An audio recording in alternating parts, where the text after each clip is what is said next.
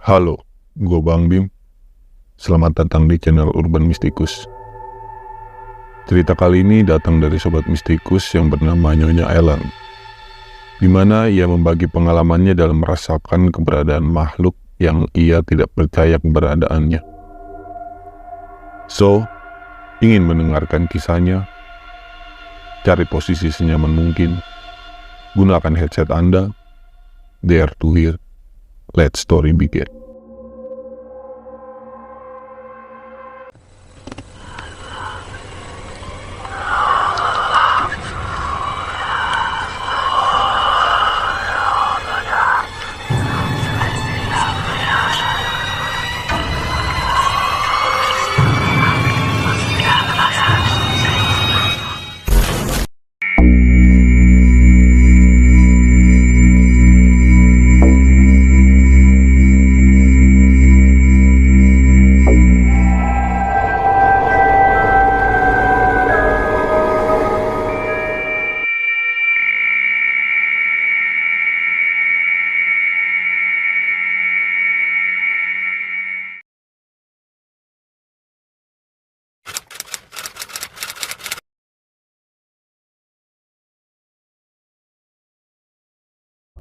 Kejadian ini berawal pada sekitar tahun 2002. Bertepat pada bulan September, Nyonya Ellen pada saat itu akan menjalani operasi usus buntu di salah satu rumah sakit daerah Jawa Barat.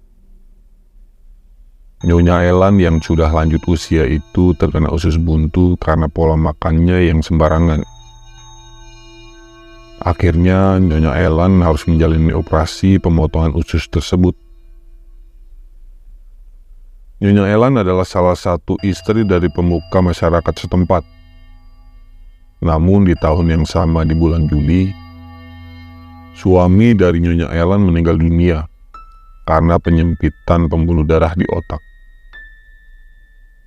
Setelah kejadian tersebut, Nyonya Ellen mengalami kondisi yang begitu drop, di mana beliau tidak mau makan dan tampak tidak bergairah dalam menjalani hidup. Namun sebulan setelah sang suami meninggal, Nyonya Ellen mencoba bangkit dan membiasakan diri untuk menjalani hidupnya sendiri. Tidak tahu pasti kapan Nyonya Ellen memakan makanan pedas yang dibawakan oleh anaknya. Namun seingatnya, seminggu setelah memakan makanan tersebut, Nyonya Ellen mengalami sakit perut yang luar biasa, hingga dinyatakan oleh dokter mengalami usus buntu. Satu minggu setelah Nyonya Ellen menjalani operasi, Nyonya Ellen diharuskan untuk kontrol guna mendapatkan perawatan yang maksimal dari pihak rumah sakit. Di desa Nyonya Ellen, biasanya Nyonya Ellen diantar oleh petugas desa yang biasa membawa mobil ambulans untuk mengantar warga yang sakit atau menjemput warga yang meninggal di rumah sakit. Sebut saja Mang Iyo, sopir petugas desa yang biasa membawa mobil ambulans tersebut. Mang Iyo juga salah satu orang kepercayaan suami Nyonya Ellen. Jika keluarga Nyonya Ellen membutuhkan bantuan untuk mengantar salah satu keluarga yang perlu dibawa ke rumah sakit. Singkat cerita, Nyonya Ellen menghubungi Mang Iyo untuk menjadwalkan mengantar beliau check up ke rumah sakit. Dengan sigap, Mang Iyo menyanggupi hal tersebut dan menandainya di memo handphonenya.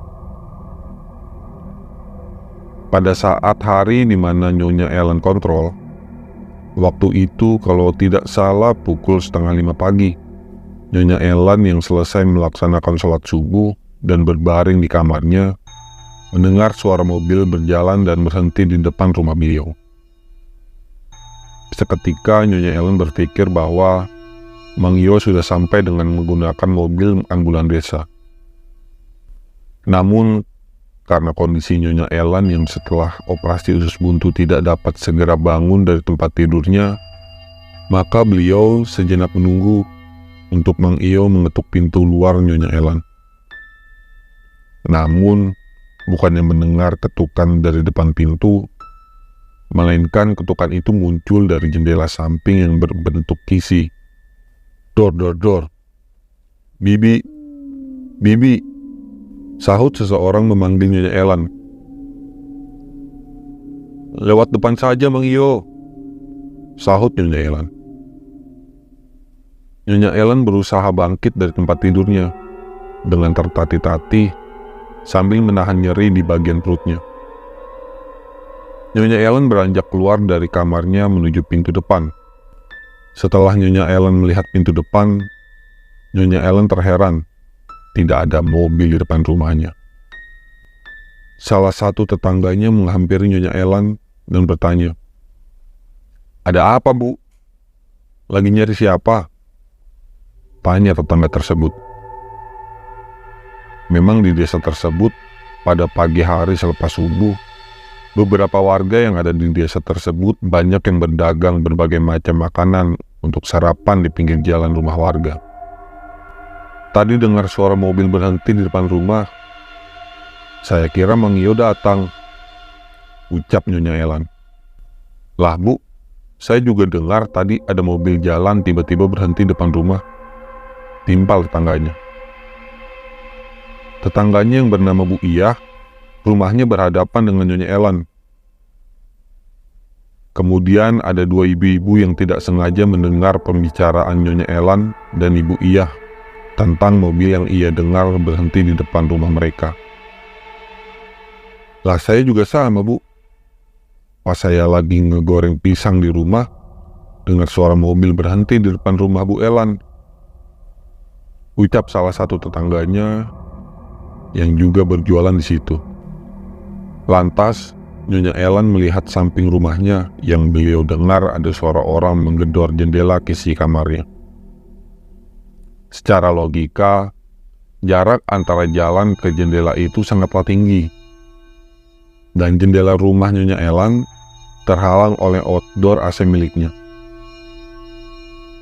Dan pada saat Nyonya Ellen kembali ke kumpulan ibu-ibu tersebut, mereka melihat satu sama lain dan merasakan merinding yang luar biasa.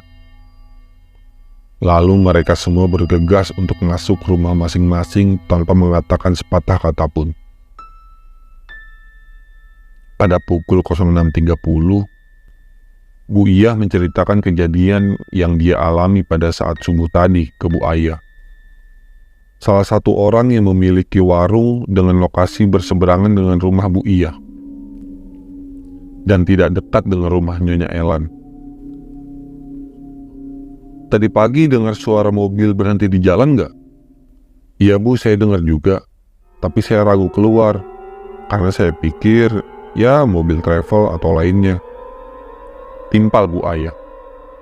Tak lama kemudian, sebut saja Bu Ani yang tinggal sebelah kiri rumah Nyonya Ellen, datang ke warung Bu Ayah untuk membeli beberapa gorengan untuk disantap di pagi hari. Kemudian Bu Iyah menanyakan hal yang sama kepada Bu Ani.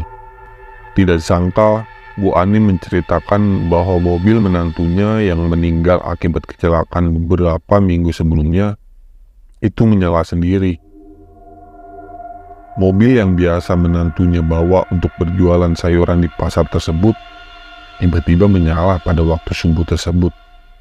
Bu Ayah yang mengetahui dan melihat dari balik jendela bahwa mobil menantunya yang telah meninggal itu langsung lari ke kamarnya karena takut akan hal tersebut. Ya, menantunya meninggal pada saat pulang dari pasar. Pada saat kejadian, almarhum ingin menyalip mobil truk yang ada di depannya. Namun, qadarullah, motornya slip dan almarhum terjatuh ke kolong mobil truk. Dan kepala almarhum terlindas oleh ban truk hingga hancur. Mendengar cerita Bu Ani, Bu Iyah dan Bu Ayah langsung bergedik dan langsung memanggil Nyonya Ellen. Singkat cerita, Nyonya Ellen menanyakan hal tersebut kepada Bu Ani. Bu, kalau almarhum biasanya manggil saya apa ya? Saya kan jarang berkomunikasi sama almarhum, tanya Nyonya Ellen.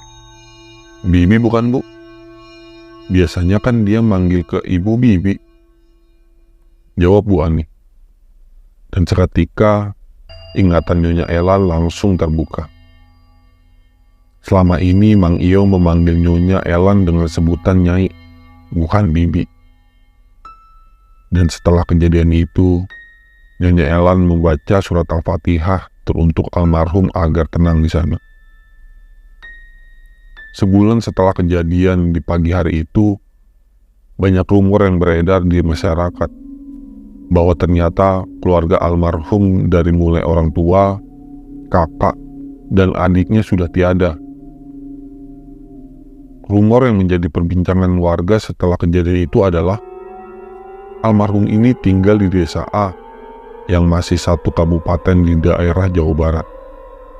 Desa A itu terkenal dari dulunya menjadi praktek pesugihan. Melihat di desa tersebut banyak sekali rumah megah bak istana, namun mereka mayoritas tidak bekerja, alias di rumah saja.